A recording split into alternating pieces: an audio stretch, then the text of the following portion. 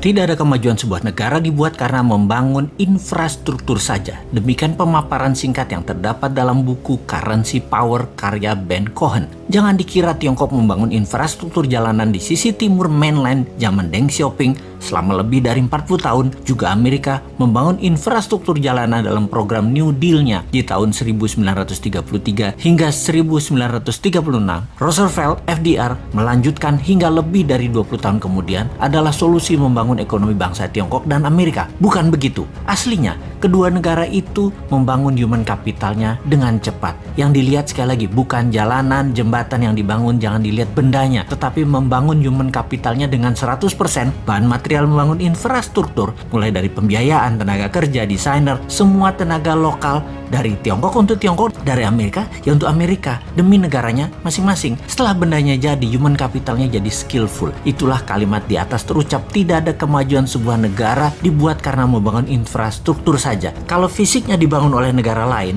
desainnya dibangun oleh negara lain, uangnya oleh negara lain, teknologinya dari negara lain, materialnya dari negara lain, itu membangun apa? Disinilah kita harus memfokuskan di dalam membangun negara ini secara sesungguhnya. Pembelajaran rakyat Tiongkok tidak berhenti di situ, terus berlanjut di mana misalnya di tahun 1980-an ada jutaan orang Tiongkok belajar ke seluruh dunia dan terus dilanjutkan hingga saat ini. Kalau tahun 1933 dan 1936 New Deal-nya Roosevelt terlihat membangun infrastruktur, maka tidak akan sempurna jika dia tidak melakukannya dengan yang namanya Operation Paperclips. Operation Paperclips adalah operasi intelijen dengan codename Paperclips. Ini membawa ilmuwan Jerman lebih dari 1.600 orang untuk pindah ke Amerika sejak tahun 1945 sebelum kejatuhan Nazi hingga 1959. Sampai dua presiden setelah FDR, yaitu sampai Truman dan Eisenhower, Amerika melakukan human kapitalisasi besar-besaran. Yang lokal dikembangkan potensinya maupun yang menghijack dari bangsa lain dengan imbalan uang dan kenyamanan kehidupan yang makmur di Amerika.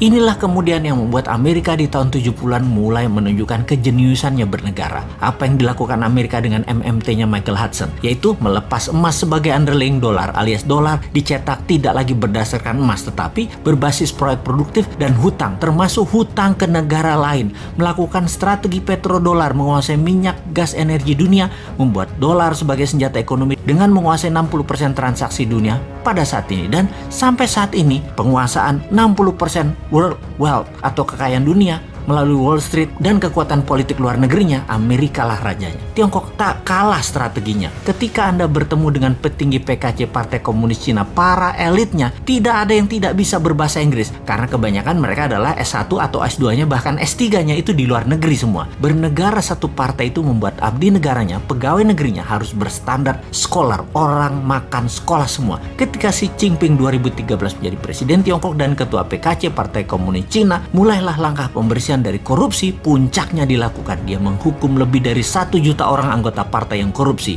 mulai dari yang terkejam menghukum mati pelaku dan mengucilkan keluarganya, sampai hukuman terendah bahwa tervonis korupsi dirinya dan keluarganya yang ada di kartu nama keluarga tidak boleh menggunakan fasilitas negara. Kemudian masuklah manusia-manusia terbaik Tiongkok menjabat. Lalu dia mencanangkan BRI, Belt Road Initiative. Mulailah Tiongkok melakukan ekspansi keluar setelah 40 tahun membangun ke dalam. Kolonialisasi 5.0 berbasis bantuan ekonomi dengan produk Tiongkok, uang Tiongkok, SDM Tiongkok dimulai. Negara yang lemah pemahaman nasionalisme, kuat pragmatis dan beraliran populis, pasti kemakan strategi Tiongkok yang punya strategi yang memang berlawanan dengan kampret Amerika yang pakai jalan preman. Makanya hard power Amerika menjadi terlihat buruk dan soft power Tiongkok tidak terbaca sampai sumber daya alam suatu negara habis. Harusnya kedua negara tersebut, yaitu hard powernya Amerika dan soft powernya Tiongkok, hanya bisa dilawan dengan smart powernya New Mind. Gak seimbang nih perang atau warfare lawan Tiongkok dan Amerika kalau bernegaranya ala old mind yang beraliran populerisme dan tidak terlalu nasionalis, lebih miring ke oligar, ke globalis dan kekuatan besar dunia lainnya. Kalau New Mind ngelawan pasti karena beda bernegaranya. Amerika dan Tiongkok akan respect, bahkan takut. Bukan kayak sekarang jadi babunya mereka. Kita dari dulu nggak pernah dianggap mitra oleh Amerika, tapi babu. Dengan Tiongkok terlihat santun Tiongkok itu, tapi strategi pedagang